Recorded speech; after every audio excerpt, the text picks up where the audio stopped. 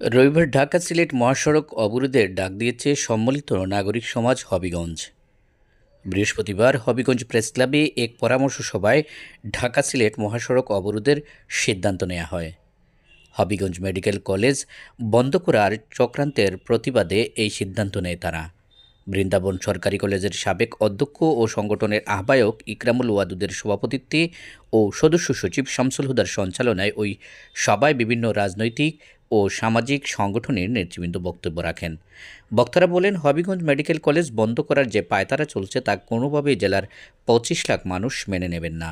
জনস্বার্থ বিরোধী চক্রান্ত থেকে সরে আসার জন্য ইতিমধ্যে জেলা প্রশাসকের কাছে স্মারকলিপি মানববন্ধন কর্মসূচির মাধ্যমে সরকারকে জানানো হয়েছে, কিন্তু সহকারী স্বাস্থ্য উপদেষ্টা সাইদুর রহমানের একরোখামিতে মেডিকেল কলেজ বন্ধের দিকে যাচ্ছে বলে জানা গেছে।